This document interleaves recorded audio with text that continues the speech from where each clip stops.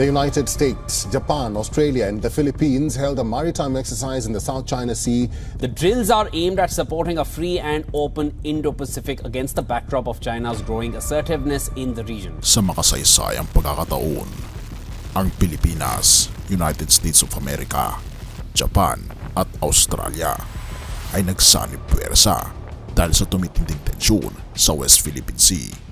Ang BRP Gregorio del Pilar na may AW-109 helicopter, BRP Antonio Luna na may AW-159 Wildcat ASW helicopter at BRP Valentin Diaz ng Philippine Navy, ang US Navy USS Mobile at P-8A Poseidon, ang Royal Australian Navy's HMAS Warramunga at Royal Australian Air Force P-8A Poseidon Maritime Patrol Aircraft, kasama na rin ang Japan Maritime Self-Defense Forces JS Akebono ay nagkaisa para sa isa sa pinakamalaking pagsasanib puwersa sa West Philippine Sea ngayong taon.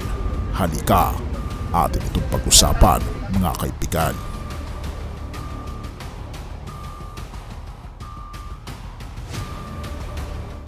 Siya nga pala mga kaibigan, kung nais nyo mag-donate sa ating channel, ay hinihikayat kita na sumali sa ating membership club na kung saan mabe-benefit ka sa mga private chats, badges, gayon din makakatanggap ka ng ating free ebook na Steps to Christ.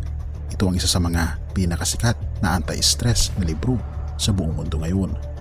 Salamat kaibigan sa inyong pagsuporta sa pag-join sa ating membership. At balik tayo sa ating topiko. Pinagtitibay ang pagkakaisa laban sa pag-aangkin sa South China Sea. Ito ang pagsasanib puwersa ng Pilipinas, United States of America, Japan at Australia. Nitong nakaraang araw, nagtipon ang apat upang magsagawa ng isang malawakang pagsasanay sa dagat sa Timog China.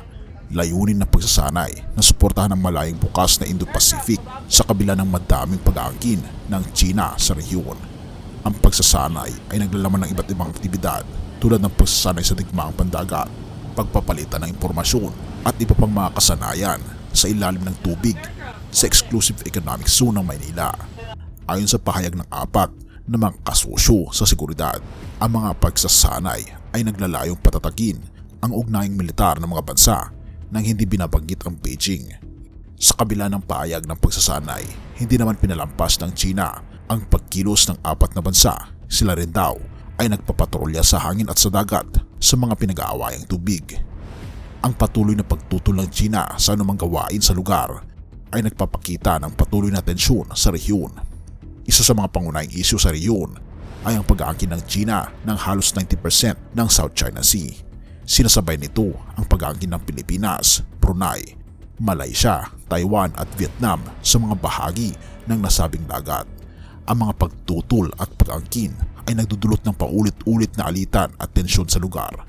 Kasabay ng pagsasanay, kamakailan din ay nagkaroon ng pagtatagpo ng mga sasakyang pandagat ng Pilipinas at ng Chinese Coast Guard malapit sa Spratly Islands.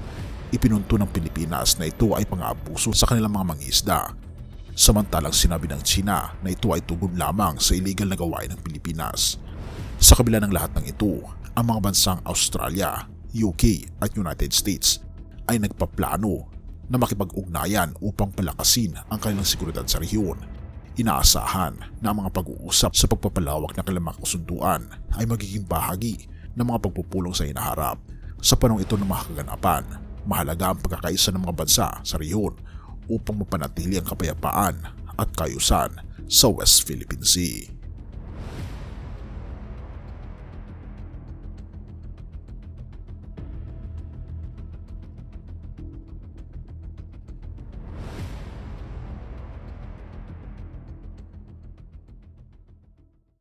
Isaiah 40 verse 29, siya'y nagbibigay ng lakas sa mahina at ang walang kapangyarihan ay pinanagana niya sa kalakasan.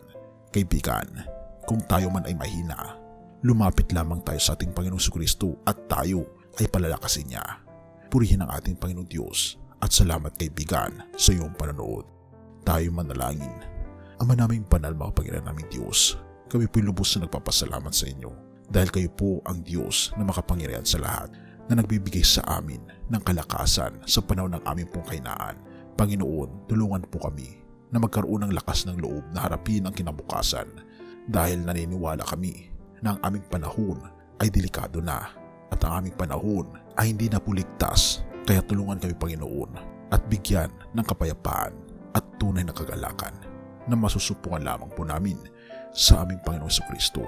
Purihin ka, o aming Panginoong Diyos, at salamat sa pakikinig ng aming panalangin at patawan po kami sa lahat ng aming pagkukulang at pagkasala sa pagkatutunan sa mathiling sa matamis na pangalan ng aming Panginoong Jesus.